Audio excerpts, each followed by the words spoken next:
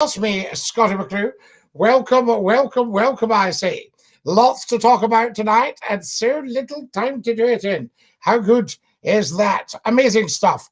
Thank you and a very warm welcome. Do come to the telephones as soon as you possibly can. We shall just check that all is well in that department, and that will give you something of a start, I say. Fantastic. Saturday night, nothing gets past me, of course, and so good to have you all with us. Remember to tell 10, to tell 10, to tell 10 about Scottie McCLUE, live with the internet phone in just for you. You're live on Scottie's phone in. Who's that? Hello, Scottie, Martin! How are you? How are you doing, son? Now, Martin, son, listen, I'll tell you what I've done for you. I've uploaded another call. Thank you. So there we are. It's the one about us talking about Hogmanay. Thank you, mate. Lovely. Thank you. So you'll get that and you can add it to your collection. Professor Numpty Head's apologising for being 2 minutes late. Never mind, you're here now, Numpty Head, and that's what matters. Scottie, can you upload a lot of videos of me talking to you, yeah? Can I what, Martin? Can you upload some more videos of me? Well, that's all of them uploaded, you see. But sometimes I've what we call accept them. Cool. Except, so, but you'll get them all. They're all on there. You can get them yourself on the YouTube channel. Cool. You're watching on the YouTube channel, aren't you? Yes. How's your day been? Day's been outstanding today, of course. Wonderful. Hello, Scottie. Hello, lovey. How are you? I'm good, thank you. Excellent. That's fantastic. And DINKY-DOO.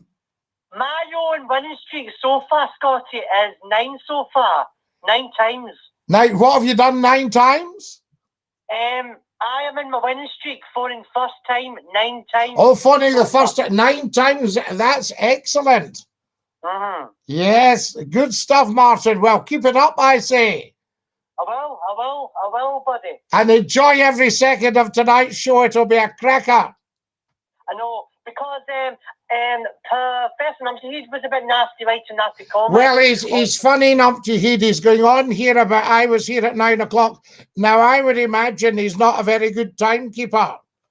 Do you know what I mean? He's getting a bit confused, so he's trying to pin it on me. I know. Shocking. I'll have a word with him when I speak to him, because he got pulled up before. He was trying to suggest I was late. And I said, McCLUE is never late. We might be late in joining you, but McCLUE's always there. Yes.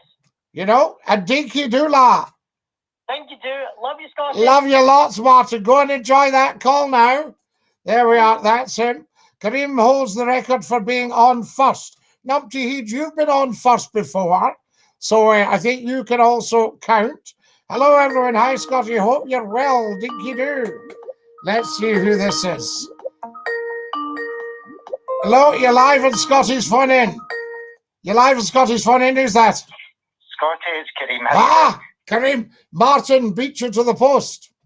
Well, I'm just a second getting through my front door. I was at the gym, so...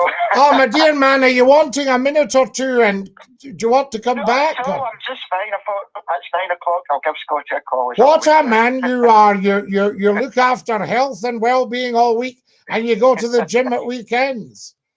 Yeah, well, I normally go earlier, but I had to drop my mum and dad off at the Central Hotel. They're at a wedding party. Oh, wow. So I thought, right, I'll go to the gym after it, and then I'll rush back. Fantastic. Well, of course, I used to do gymnastics for my anger management, and on the first night I flipped. I love it, Scottie. And I was a member of the origami group, you know, until that folded. Oh, goodness. Terrible stuff. Dad jokes. It's brilliant. People love all that. It gives them a wee cheery up, Kareem. Sorry? I'm saying people love all that because it actually gives them a wee cheery up. They need to laugh, I think, in this day, especially the winter months. We need to be cheery and have a good giggle. Well, do you know, just before I came on, I just had a wheeze and I uploaded a wee TikTok that just went up. So I hope you get a smile at that. I'll have a wee nosy out it, Scotty. Absolutely. There we are. Absolutely. Now, Nails by Isla, you'll need to go and think of a much better question than that. And good evening, kind sir, says Woody. Eunice here. Hello, sir, says Medicated.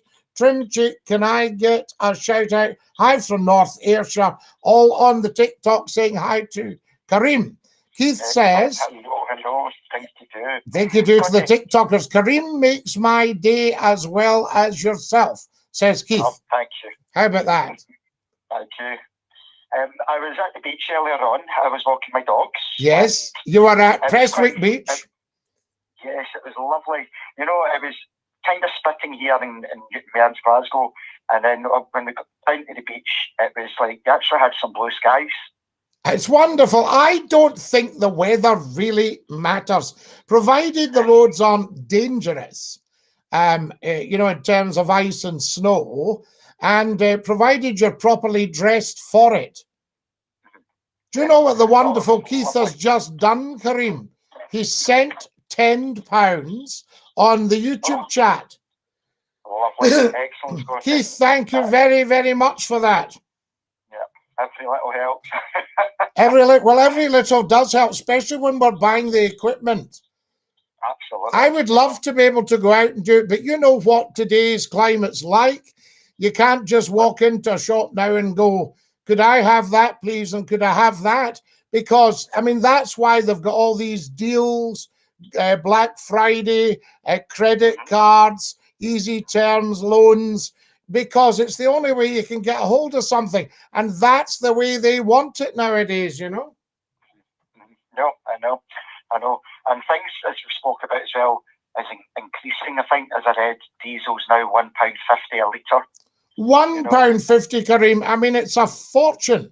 You know, and I would also like to see marine stuff. Somebody sent me a picture of Port Glasgow in 1960. Now, the harbour, if you'll pardon the pun, was absolutely awash with little cruisers. Yes. And a lot of these little cruisers were converted ships' lifeboats. There was so much surplus after the Second World War. You could get in touch and buy yourself an MTB and live on it. You couldn't afford to run it, but you could afford to live on it. And fuel, as I said to you last week, was marine diesel. It was commercial diesel. So it would be, you know, nowadays 50p a gallon or something. Yes. And then the government, and I think it might have been the Labour government, just got rid of that. And of course, the leisure industry just goes, okay, bye. It's like saying, we'd like you all to go hill walking and maybe do a bit of camping, but we've just shoved a tent up to £500,000. Yeah. Then when you go out to Kirkcaldy, I think it's a Kirkcaldy and Bishop Briggs and that, you've got the canals there with the boats and... Did you say Kirkcaldy? Living in them. The long boats. I don't know what you call them, Scotty. The canal boats. Yes. Yes, they're actually canal boats. They are long boats. What's the term for them now? They are canal boats, but they're oh, it'll come back to me. That's terrible. And a lot of them have got diesel engines, and some of them have got very, very early diesel engines. Right. And one I saw recently was houseboats. You know, canal houseboats, but there's narrow boats. Is it narrow boats? And one I saw recently was a hot bulb diesel. In other words, you lit a blow lamp and held it to this cast iron bulb to heat it up so that when the diesel touched it, it fired. Right. Okay. That's fantastic. Well, I just thought with that industry obviously still staying strong. If in the past they got rid of all the boats at the docks, etc., you know, with that, what you were talking about, you know. Yeah, all the weekends. I mean, people used to go down to Gourock and Cardwell Bay, Troon, Ardrossan, Fairley. Where else did they go? Dunoon, Largs, and you could have a boat, a wee yacht. It wasn't necessarily that expensive. You were regarded as pretty swish if you had your own boat. But I mean, you know, a wee sailing yacht with a wee engine and all that sort of stuff. and it was great for business. Then along comes a government stuffed with envious people for no reason. This was the problem with Manny Shinwell and Wentworth Woodhouse, the house I was telling you about with the 365 rooms. He was brought up in a 2-room flat in Glasgow, Manny. You know, they were immigrants, and he was brought up in that, and of course he would be consumed with jealousy, assuming that if somebody has a big house, they have a much better lifestyle. Not always the case. No. And think what that would have happened back then, Scottie, with all those local economies being just totally destroyed. Oh, finished. Yeah. Even to this day. I mean, you go down to Gourock now in the summer and have a look about how many yachts are moored. Now, it used to be absolutely covered in them. And people knew them. They said, oh, that's Mr. So-and-so, the fruiterers. That's Dr. So-and-so's. That, I'll tell you what that chap does. Blah, blah, blah. It was all the local people. Yeah. And they benefited it, obviously, people coming here. The community benefited, Kareem, because say I had one, I would have said, hello, Kareem, how are you getting on? Have you time for a quick coffee? Even although I don't drink coffee, that's what it's called.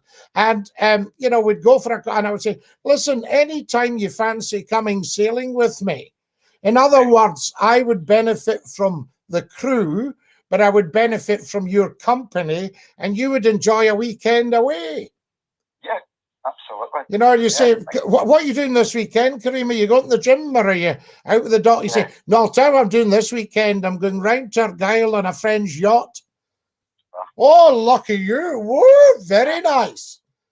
Oh, goodness. And it's just a lovely way to spend a Saturday and a Sunday. You could go up in the Friday afternoon, and you would have your supper and maybe a wee dram at the Tarbert Hotel, you know.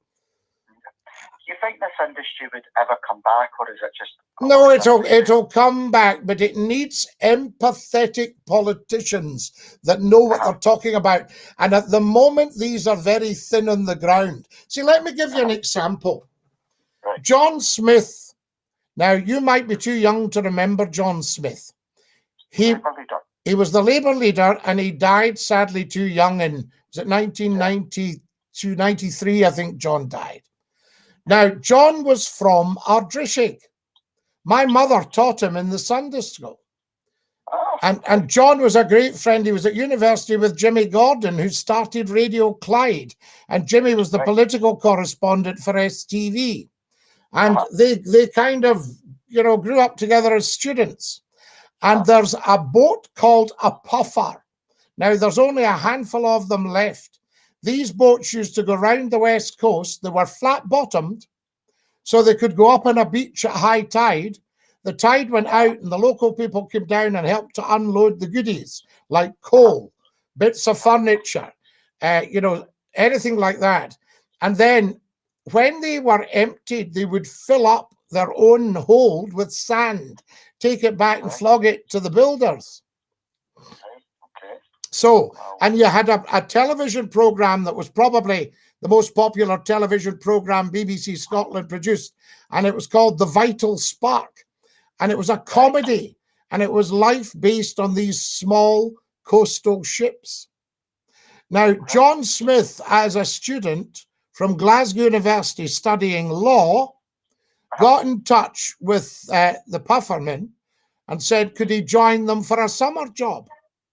And they were very scathing about that to start with, because they thought, what's he going to know about life in a puffer? It's tough. And he explained to them he was from Ardrishig. So he knew. Now, I was brought up as a wee boy in Ardrishig. So I knew all the puffermen. So what they would do when they saw them, they would shout, my grandfather was called Neely, and they would shout, there's Neely's wee boy. Are you coming aboard? And I would shout, yes, please. And they would put the puffer into the side of the canal, put the steam engine ahead, put her into the side, and I would say, lift him on, Davy. And they would lift me onto the puffer and take me straight up to the wheelhouse. And I would get to sail down the Crinan Canal. Wow. And I would get to steer the puffer, and I would get taken down the engine room to see the steam engines. It was just it was a child's Aladdin's cave, Kareem. An adventure. And An it absolute never adventure. cost a bean. There was no, have you got money for fast food? Have you got money for the rides? Have you got money for the bowling? Yeah. It was just the way a wee one could spend leisure time. Yeah. And my grandfather would look out the window and he would go, oh, there's the Spartan coming down, and wave to the skipper. There's Donald. And the wee fella's on board. But you don't get that nowadays, Scottie. With No. The wee ones are all playing on their computers. They're playing on the computers, they're on their phones, and for adults to even have a wee one in the workplace, they would probably need to have full 100% clearance and all sorts of hoops to jump through. And it was just a lovely thing to do. And then when the yachts were going from one lock to another, if you agreed to help open and shut the lock gates, you could climb on and get a wee run up and down the canal. And then you could get another boat back. Well, it's bargaining, yes. You see? So it was great. And as I say, I negotiated my first job at 12 on the boats. Had almost 3 wonderful years. Excellent. Oh God, that's it's a different time, isn't it? Well, it also teaches you so much. I mean, I did this purely off my own bat. And you think that a youngster now, you think how youngsters can be very silly.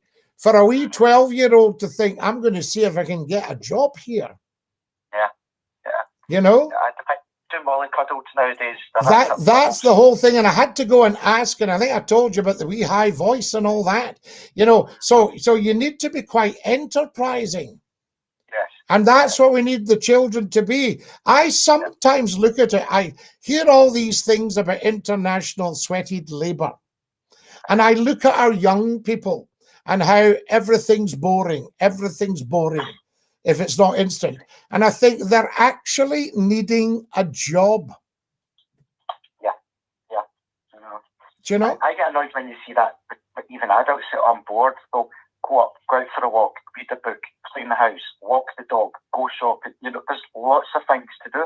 Oh, there's absolutely stacks to do. But I think to myself, if these youngsters get a job, I mean, you know, forget minimum wage. Say you said, do 2 hours on a Saturday, we'll give you £10. Yeah. They'd be down like a shot. Yeah, yeah.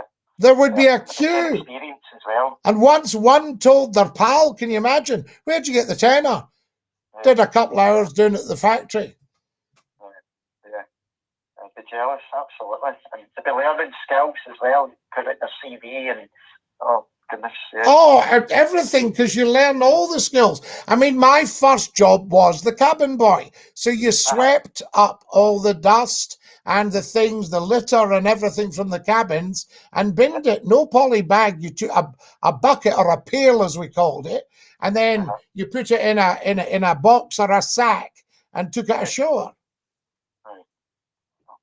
And you probably burned it on the beach. It was fag packets and sweetie papers, you know.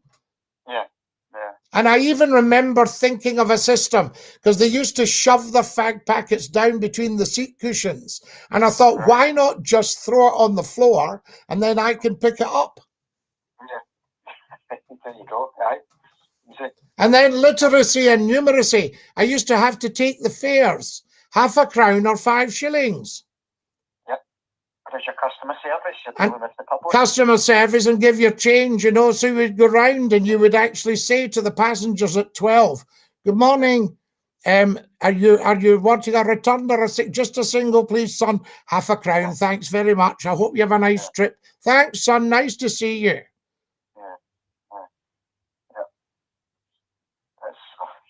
It's great for a 12-year-old. That's fantastic. Oh, it was like another world. And in actual fact, my parents wouldn't have wanted it, but I could have gone to sea.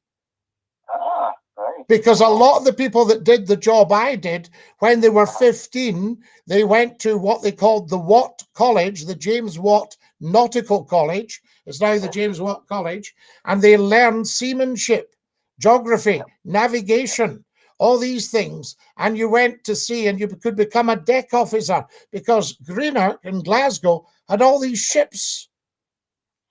Would you have liked to have went to sea just to... I think I probably right? could, because I came from a long line of seafarers. Yeah. You know, a long line of seafarers. And my father, who was a para during the war, I mean, very, very advanced thinking, you know, when I think about it. He was on a troop ship coming back from Japan via Australia, and they were all crushed in like sardines. And my father just had to get a change of air. So he'd been up on deck and he'd been doing this and doing what you could. Anyway, he thought he'd take a wander down the engine room. And he was looking in the engine room at all the big engines, choof, choof, choof, choof, you know, on this troop ship. And this Glasgow voice shouts to him, "Oi, what do you think you're doing? You're not supposed to be doing here." And my father says, "Oh, sorry about that." He said, "Are you a Scotsman?" He says, "Aye." He says, "I'm from Glasgow," says the chief engineer. And he says, "What are you doing down here?" And my father explained that he loved engines and blah, blah, blah. And then he said to the guy, "How you getting on?" The guy said, "Terrible." He says, "I've been sailing without a third engineer for most of the voyage. The two of us are rushed off our feet, we're shattered." So he said, "I've got a pump there needing stripped down and I can't get the time to do it." So my father said, "Do you want me to have a look at it?" He said, "Do you know about these things?" He went, "Oh, aye." So my father stripped this pump, gets it all started again, right? Brrr, away it goes.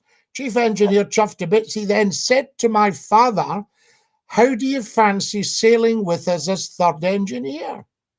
Wow. And my father, as an army paratrooper, you know, no doubt that a word with his bosses and everything, he spent the rest of the voyage with his own cabin, eating with the crew. Wow, there you go. Very enterprising, you know. Yes. Oh, goodness. Is it amazing? Kareem, I'd better let you go, lad. They're all going daft. Excellent. Scottie, I might go back for a second call because there was something about the monarchy I wanted to speak about. Oh! If I don't tonight, I'll do that Monday. No, do it by all means. You don't want to risk it now. Sorry? You don't want to risk it now. Yes, well, do you want me? I'll phone back if it went later on then, and if I get through, I'll speak about it then, yeah? That'd be fabulous. DINKY-DOO. DINKY-DOO, Scottie. DINKY-DOO. What a top man. That's our Kareem. What a lovely guy. There you are, guys. A wee bit of Scottish history for you. Right, Keith has sent even more money. Lemon character moving his head from left to right with his mouth wide open and red hearts in his eyes. Keith, you're so kind. You're live on Scotty's phone in. Who's that? It's Jerry. Jerry, how are you? How are you? DINKY-DOO. DINKY-DOO. Oh, my Jack is still running about looking for you from last night. Oh, wow. What's the score? Did you like last night? Oh, last night. I never come in till late, but I heard you on repeat. Oh, well, Jerry, yes, we came back. That was live. That wasn't a repeat. That was live. What I did, I was so shocked and upset by how few had actually subscribed to the YouTube channel. I thought this has got to stop. So I went back up to read the Riot Act, and of course we had a fabulous chat. Well, you spoke to the guy from Kelso, down in the borders. From Jedburgh, Archie. Yes. He's a nice guy, so he was. Very nice. And we were talking about getting a roof back on the Abbeys. Yes, that's right. But I was listening to it at 2 in the morning. Wow. It's because I didn't come in till late from Edinburgh. I know what you've done. You've gone on to YouTube and listened to it there. Yeah, I was sitting as I come in late, and really, really good to us. That's lovely, Jerry. No, it was just, Jerry, to put you in the picture, nothing to do with me, but this whole thing is quality chat. There is nothing that I would change about this product on offer now on YouTube and on TikTok and Facebook Live. And why should you that? Because nothing. It is very no, but very often, you know, Jerry, you do things creatively and you think that's no very good. I think I'll change that, or I'll change that. And you know, you could start something like this and just nobody phones. I know. And Yeah, we're stowed out the door from night one. But because I've been busy, I never got you live. So I heard you saying, "Oh, that's me back on." You apologise for what happens. Yes, absolutely. Yes, indeed. And I thoroughly enjoyed the guy from Jeddah. But when you started doing impressions of the one man and his dog, Mad Jack woke up looking for the guy who was whistling. I'm going to see if I can find that, Jerry, because somebody was on today. They said that was a scream. It was. Go, Come by, Bass. Come by now, Bass. Lee Doon. Stay there. Mad Jack was running about mad. He'd be loving it. Well, you know, to a lot of wee doggies, these are actually commands. I remember my Clyde, 3 whistles, and he just stayed. He sat. Sorry? He sat. Because, what do you call it? When I listen to a programme in the BBC, normally on a Saturday when I'm out driving, and she's got a squeaky thing, a squeaky toy.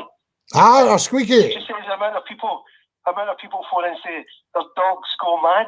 Oh, aye, as soon as they hear it, they go daft. My wee problem with Clyde, one night, I think I told you this, but I got a phone call.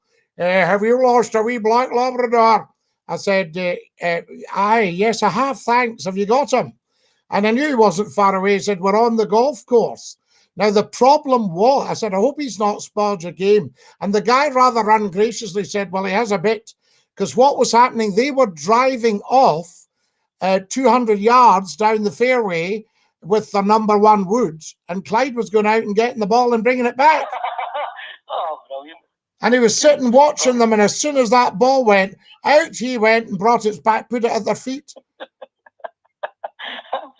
And there wasn't a thing they could do about it. You know what I mean? I says, I'm so sorry. And I took him away and go, you're a naughty boy. But I actually thought, what a clever dog. I know. And then the other thing you had to watch, if you took him to the park, people had these tennis ball chuckers. And he loved them. So if they chucked the tennis ball for their dog, he went and got it and brought it back to me. Brilliant, aren't they? Brilliant. What a laugh. And I used to say, sorry. Now that's not yours, is it? And I thought, you know, because you have to do a bit for the other owners. Otherwise they go, can you not control your dog? This cost me £1.50 in the bargain shop. Your dog. See that you were speaking about Jimmy Gordon? Yes, Jimmy Gordon. Yes, Jimmy, the late Jimmy. Lovely man. You mentioned there that he was with Scottish Television. Yes, Jimmy was, I think, an honours graduate. I think it was an MA from Glasgow University, same time as John Smith. And then Jimmy became the political correspondent or political editor, I think, for Scottish Television. And there are archive pictures of big limousines with Harold Wilson getting out and a young Jimmy Gordon beside him going to interview him. Right. And then you see, because Jimmy was Scottish Television, when the Radio Clyde franchise came up, they got together Scottish Television. So Sir William Brown, Bill Brown, good friend of mine, was on the board. Kenneth McKellar, showbiz, big showbiz. Alec Macmillan, the chief general manager of the Clydesdale Bank. Alec was from Tain originally, nice man. And sorry? Alec what? Alec Macmillan. So early Clydesdale banknotes, you'll see them signed A.R. Macmillan. Oh, right. Alec was the chief general manager of the Clydesdale Bank. So you had really very, very, very high caliber directors of Radio Clyde. And they put in, sorry, go on, Jerry. I thought you mentioned Alec Dixon at first. Alec was there, yes, as well. A top man, a journalist. That's right. What's the Beeb, I think, Scottish. Yes, lovely man. And Alec came in as, I think, the head of news at that time. He covered the Clarston disaster. Yes. I've never seen him. That's right. And yeah, great guys. I mean, they were super people. And I remember writing to Alec in something like 1980, 81, 82, can't remember. I used to go and do commercials for Radio Clyde on a Saturday morning. And Alec wrote a lovely letter back saying, try and get yourself some experience. And then our paths didn't cross till Scottie McCLUE was working for Radio Clyde. And I went in this corner of the newsroom, not the newsroom, the big general office, and there was a big pile of books because Alec did a book program. That's right. And there was a big pile of books. And then this gentleman came over and he went to, and I said, oh, sorry, am I in your seat? I didn't recognize him. And he turned round and I thought, it's Alex. I said, Alex. He went, son, what you do is absolutely magnificent. Good. And I thought, what a lovely, lovely turnaround at the end of all that time. The program he done for Clyde was The Day We Read a Book. Was that not a song as well? I can't remember, but he had a book show and it was very popular. Yeah, and obviously he had all these books. I remember that. That's right. The Day We Read a Book. Yeah. Something like that. It said, and wonderful people, Tiger Tim, Billy Sloan, all these characters in. Tom Ferry was in. that's right, Tom Ferry. Yeah, Tom was in the morning. Richard Park. Yes, Richard was the head of news before he went down to London, head of music before he went down to London. Capital. Yeah, went down to Andy Park. That's right. Early days, Ian Anderson. That's right. And Jimmy was very, very good to me when I was setting up radio stations. Is this Jimmy Gordon? Yes. Was it? Yes, he was. He seemed a nice guy. He was a very, very nice guy. He didn't suffer fools gladly, but I think in my case he must have made an exception. Well, he was. Do you like that one, Jerry? Jock Stein. I liked that wee clip. But he was speaking about Jock Stein when he first started broadcasting for. It must have been for Celtic, covering some of the games. Yeah. But it was Jock Stein that says, you missed that part, going to the goal, whatever. I don't know if it was for Lisbon Lions. I don't know if it was for the television then. Right. But he was really friendly with Jock Stein. Oh, yes. Oh, absolutely. Oh, everybody loved Jimmy Gordon. He was very, very well known and he had a very nice way with him. As I say, he didn't suffer fools, but he made you feel $1 million when you met him. And Bill Brown, Sir William Brown at STV was the same. He just made you feel $1 million, even a word from him. Brilliant. Because there's so many people right now who are so high, and it's like you're forgotten about. No. But as you say, there was none of that. These guys were responsible single-handedly for doing huge things for the arts in Scotland. I mean, Bill Brown was on the board of Scottish Opera. J. Ainsley Miller, a surveyor, was the chairman of the governors of the Royal Scottish Academy of Music and Drama.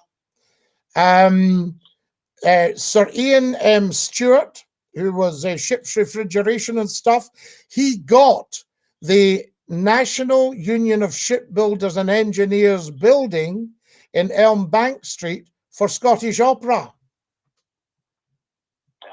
But see, going back to then, the early 70s, Radio Clyde come up, but what a fantastic commercial radio station it was. Well, started, I think, I could be totally wrong here, and I'd be perfectly willing to be contrite and humble if I am, but I think the initial capitalization of Radio Clyde was £60,000, and I think in their first year, they'd paid half of it back or something like that. Yeah, but it was a fantastic, because, you're listening to Richard Park in a local radio station. Dr. Dick's Midnight Surgery. That's right, exactly. But they had loads and loads of people who you knew who were on it at night, Of course. And do you not remember? Just like this. Just like this. You're absolutely right. And do you not remember when we had the wee guy in the afternoon? He was amazing. That Saturday afternoons, the guy, I think he was from the Daily Record, wasn't he? Oh, was that the sports guy? Yes. Jimmy. Now, wait a minute. Jimmy. Sit in the fence. Yeah, were you at the game? Were you at the game? No. So you don't know what you're talking about. That's right. That's right. It was, but my mate pulled me into his flat one day and he goes, "Hurry up, get in here, shut up," because he had it on. And Right. what was Jimmy's name again? He was a journalist, wasn't he? Yes, he was. He was a brilliant man. Yeah. Oh. Can't remember. No, this happens. This happens. I'm finding particularly when I'm live. You know, it's trying to remember the names of things from the past. Remembering a lot of names, so yeah, you're really good at names. Yeah, but it's sometimes it just catches you. I was going to say Jimmy Cranky. No, I know what you mean, but yeah, Alec Belfield. no, let it come back to it. No, not Alex Jimmy Belfield. Spanky. No, Jimmy Spanky was the senior announcer for Grampian Television. That's right. Now, what was Jimmy's name? That's his name. No doubt our callers who are listening. The callers, of course, they'll know. Let me check the chat. It'll be on here. It'll be on there. It'll be on here. Hang on a minute. Somebody will get it. Yes. This is Sanderson. I got it myself. Jimmy Sanderson. Jimmy Sanderson, right. A lot of people didn't like him. Well, no wonder, because like Scottie McCLUE, he told them straight. That's right. So they used to come on and they would say things like, I think the way Jock's organised the team today, right. I think there could be a problem. What kind of problem? What kind of problem? Well, I was thinking, no, you weren't thinking. You weren't thinking at all. Were you at the game? No, you weren't. So you don't even know what you were talking about. And then who took over from him was Hugh Hearens. That's right. Hugh took over. Yes, indeed. And then you had Super Scoreboard. That's right, Clyde afternoon. Fantastic. Jerry, we'll need to go. We'll get done for reminiscing. This will be called Reminiscence FM. Exactly. And get Martin on. He'll tell you his wee story. So all the best, everybody. You're an absolute top man, Jerry. And you thoroughly enjoy your programme. Bless you, lad. DINKY-DOO.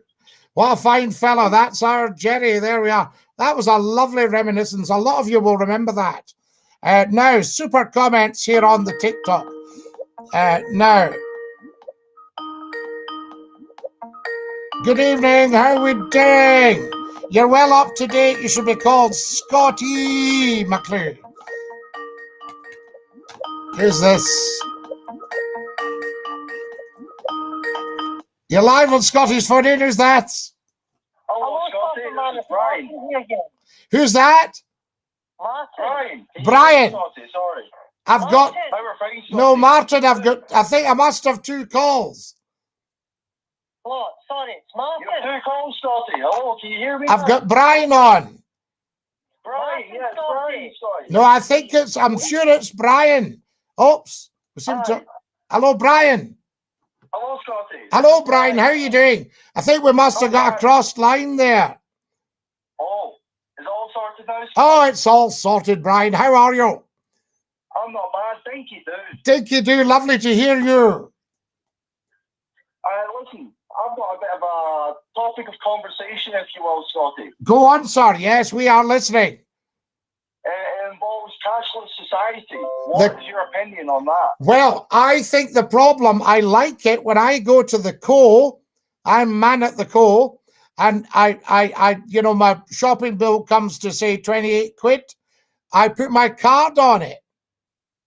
Aye. Right, and I go bloop, and I go, that's lovely. Thanks very much. Bye.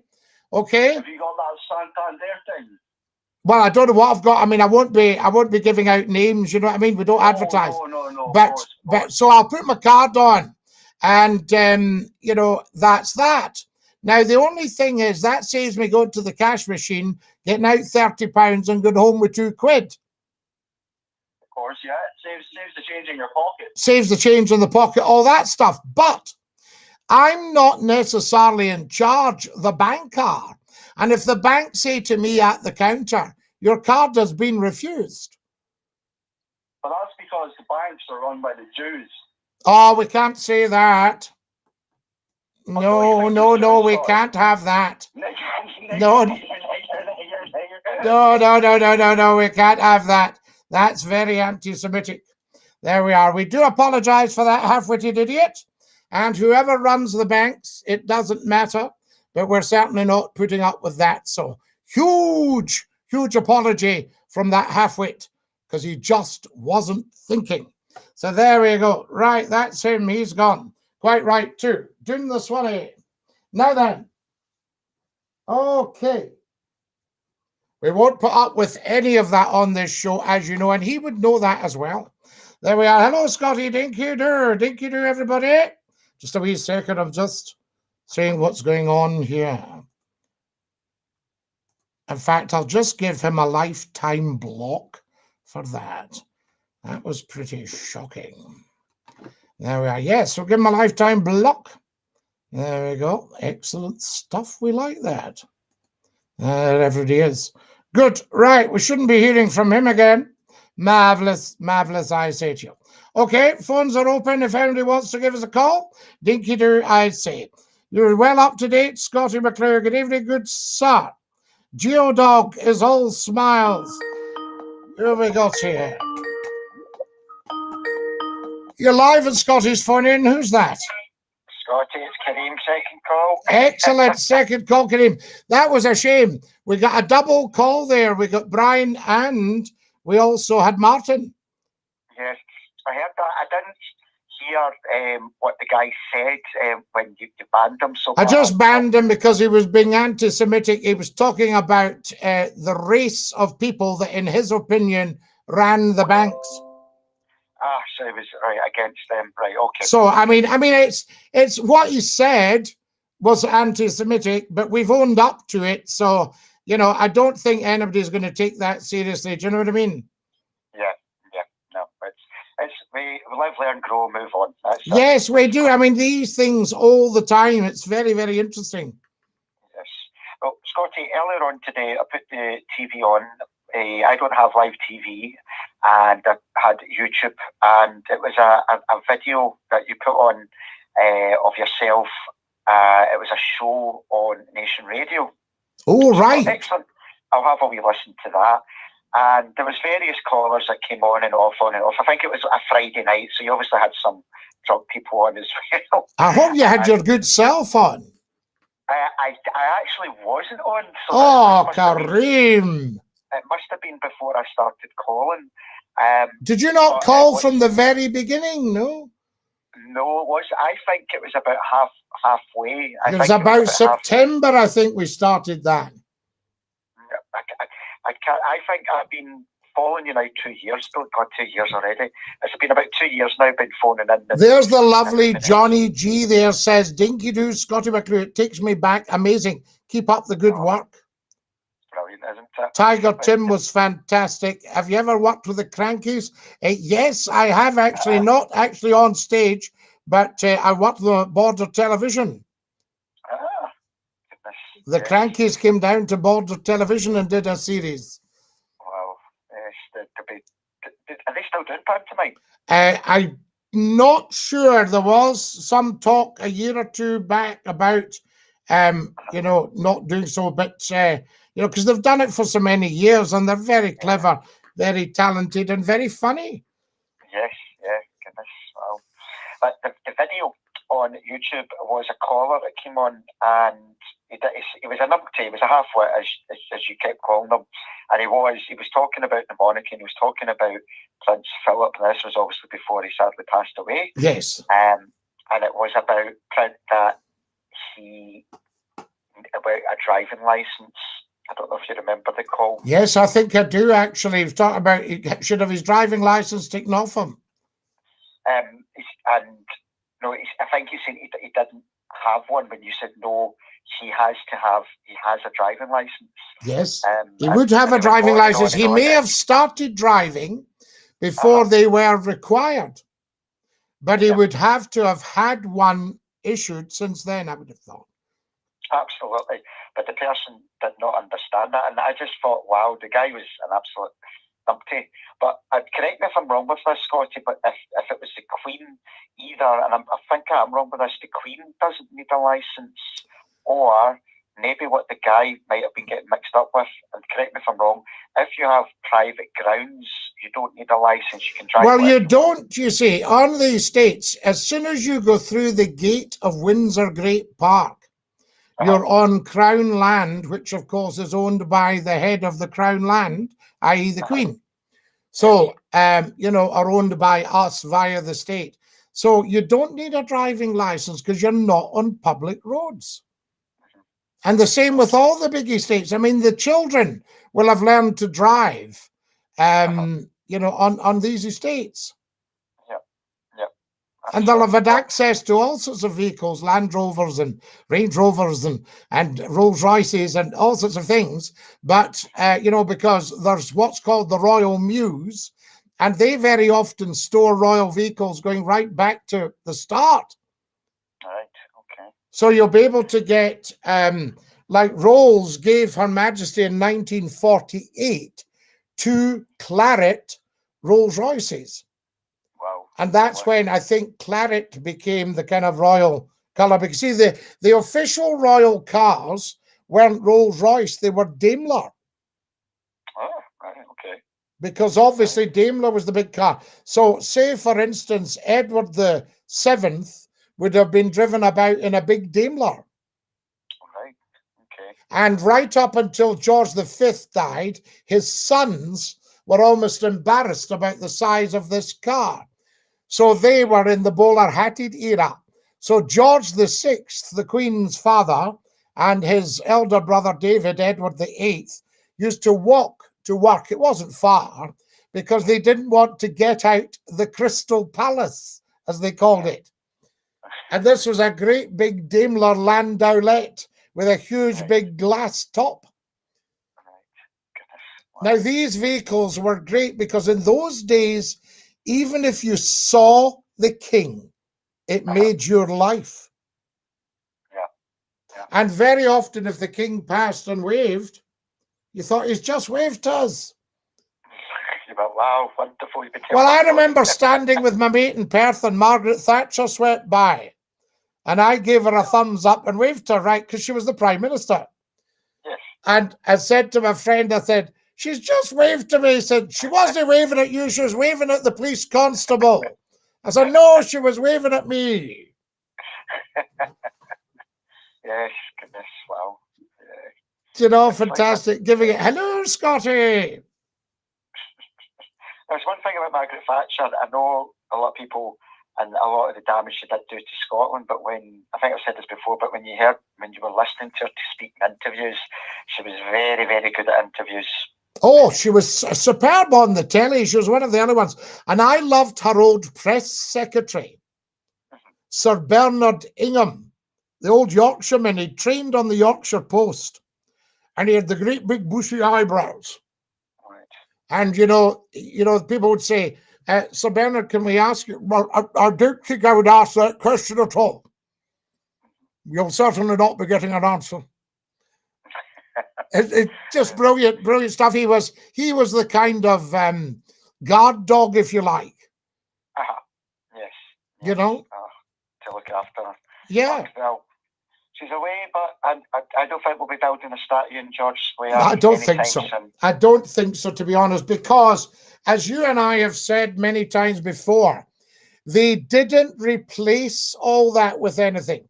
Now, I saw a program tonight on Cumbria. Right. You'll love this. And I thought, oh, it's about the Lake District and that. It'll be a little bit romantic and a bit too... It wasn't. It was very down to earth. And it covered all the challenges of places like Barrow and Furness. Right. They used to build all these huge ships. Still build the odd ones, of course, at Vickers. But, or BA Systems as it is now. But it was Vickers Armstrong. And they had huge, huge employment. All these big battleships for the Navy from the turn of the last century, you know. Right. So that was that. And Barrow now has got, like anywhere else, huge social problems. And I would love to see a government that sorts these out and says, hi, we're coming up to inspect your food banks. We're coming up just to see how tough it is out there. We're coming up to see what the pound in your pocket's actually buying you. We're coming up to see the impact of inflation, the impact of the increase in fuel duty, the impact of the increase in heating.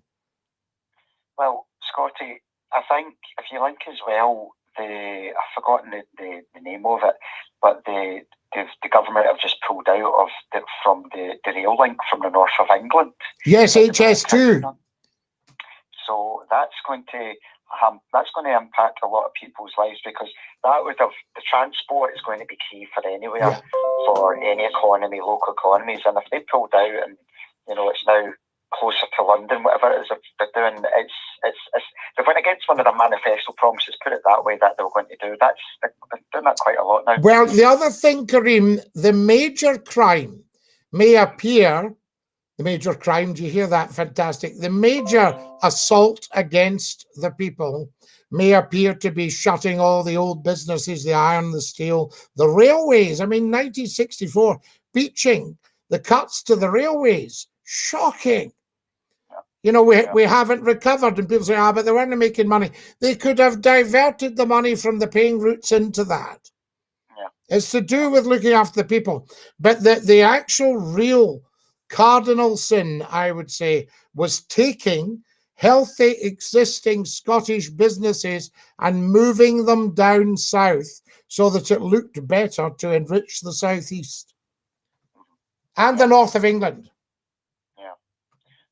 So that's what I think the public are looking for now, a genuine, caring government that they feel they can invest their trust in and won't be let down. I think the problem at the moment is there's a lot of damage, and obviously we won't go into details, but you're reading every day scandal after scandal, and it's not good for British politics at all. No, it looks dreadful. Yeah. It just looks dreadful. It really does, because you think, well, can you trust them, Yeah, But the problem is that the Tories are still ahead, and I think I've said to you before, Scottie, England is a Tory country, and it just seems to me. Well, I think they always will be. I mean, we've had lip service. We had the 1945 Labour government, and they did a fair bit of stuff, not all of it good, but most of it. And then you had Wilson in a couple of times. Then you had Tony Blair, and that's kind of it, really. The rest been the Conservatives. So this is a conservative country. Yes. Where my worry would be is people that are using the name conservatism to just, meet their own ends. Yes. Well, I think a lot of the evidence that's coming out just now from down south, what they're doing, again, not going into details, really is that they're looking after their own interests before what they've been elected to do, to look after the people and their constituency. That's what it's about. Yeah. But anyway, Scottie, I'll let you get going. I'll say DINKY-DOO, and I'll give you a wee call Monday. Thank you for taking my call. Thank you very much for coming on. Your calls are fabulous. DINKY-DOO. Thank you. Bye, Scottie. Bye-bye now. There we go. Blair was a Tory in a red suit, says Kulelo. Well, Kulelo, I think you could have a point there. There we go. Who have we got here? You're live on Scotty's phone in. Who's that? Hello, Scottie. It's Scott. Scott, DINKY-DOO.